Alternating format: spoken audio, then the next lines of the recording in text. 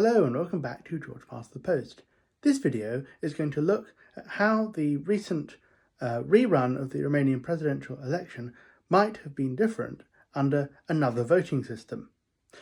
Well, the electoral system that was used was a two-round system, and in the first round, and apologies in advance for my pronunciation, in the first round, Mr. Simeon got 41%, Mr. Dan got 21%, Mr. Antonescu got 20%, Mr. Ponta got 13%, Elena Lasconi got about 3%, and there were several other candidates that made up the rest of the votes. In the first round, the turnout was about 53%.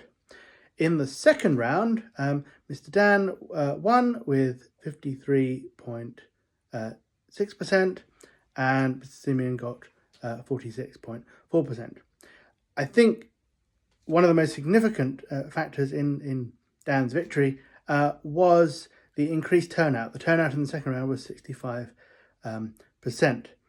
And it's probable that if the turnout had been, the same level of the first round or only a little bit higher, that probably Simeon would have triumphed.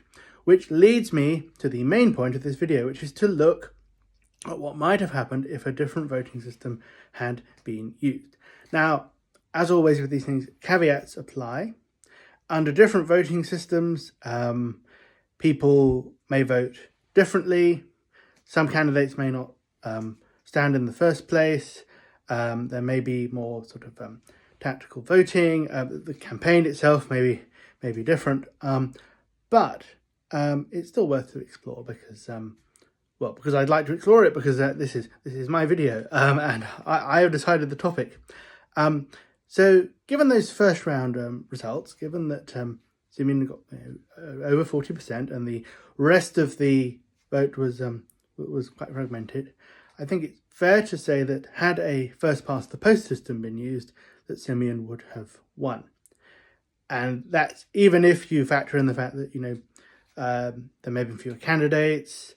There may have been an attempt by the people opposed to him to maybe coordinate, perhaps unite behind one candidate. The problem was you had two candidates, the second and third place candidates, both getting around 20% and that was true in the opinion polls beforehand. So you would have probably got a situation where both candidates would say that only they were the ones that could beat Simeon. And so as a result, perhaps an attempt at tactical voting would have probably failed.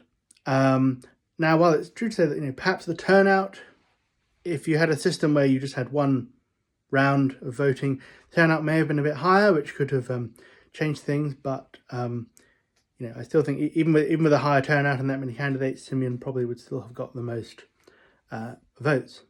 But what about if a form of preferential voting had been used?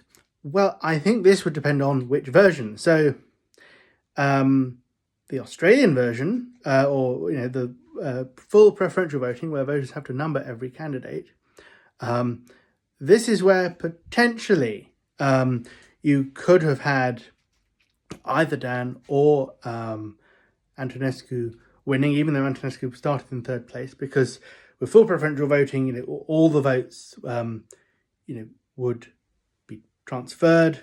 You wouldn't have any exhausted votes. What I mean by that is if under most normal versions of AV, if somebody just votes, if you just put a preference for one candidate, or you've got 10 candidates and you only go 1, 2, 3, once your number 3 preference has been distributed, your vote then exhausts because there are no further preferences left. That's what I mean by this. So, but the point is, with full preferential voting, it is more likely that a candidate, even one that's in this case about 20 points behind the first place candidate, could potentially catch up. But you would certainly, I think it would be very close even under full preferential voting, because you'd probably need, to get to 50%, you'd need a lot of people to all give preferences in the right way to basically put Simeon sort of at the bottom of their preferences. And while that may have occurred, even with full preferential voting, it would be hard to to do, but not impossible. So, potentially any three of the candidates could have won under full preferential voting. The more commonly used version of preferential voting, or the alternative vote, where basically you don't have to give a full set of preferences, I think Simeon would probably still have won under that. He would have won under that system as well.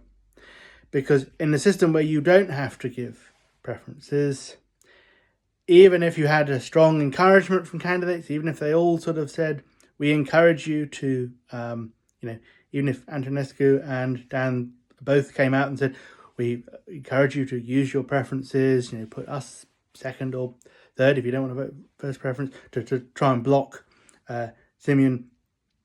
Because people don't have to fill in the preferences, not everybody would. You'd also get some people who would have preferred Simeon over those candidates. So not every vote would be reallocated to either Antonescu or to Dan.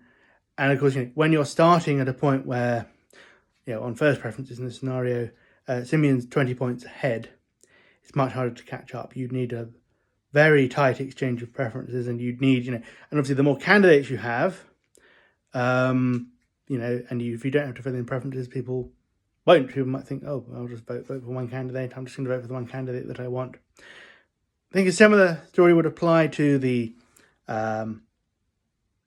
forms of limited preferential voting, or the supplementary vote I talked about, where the top two candidates from first preferences kind of go through to a sort of not a runoff as such, but if an eliminated candidate has put one of the top two as their second choice, then that vote gets transferred to them.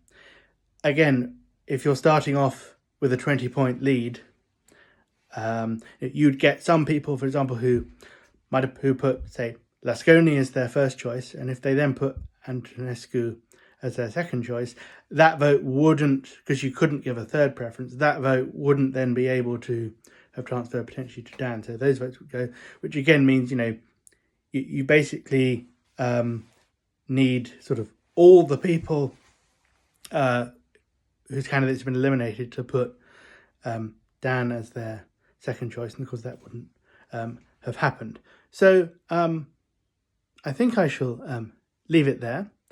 Hope you have enjoyed this video. The reason I'm talking about all this is actually because it just does show how voting systems are important, and the voting system can literally result in different outcomes. So in conclusion, first past the post, Simeon definitely wins. Definitely. Obviously, the two-round system that happened, the real election, Dan was victorious. Full preferential voting, or, say a system where lots of people gave lots of preferences, possibly Dan or Antonescu might have managed to narrowly defeat Simeon, but that's kind of 50-50. And, other forms of preferential voting, because the gap was so big in the first round, probably Simeon. So, as I say, this is now nearly 9 minutes of your life that you have devoted to the fascinating alternative world of what if Romania had used a different voting system. So I shall, as I say, leave it there. Hope you have a good evening, and I shall see you next time. Goodbye.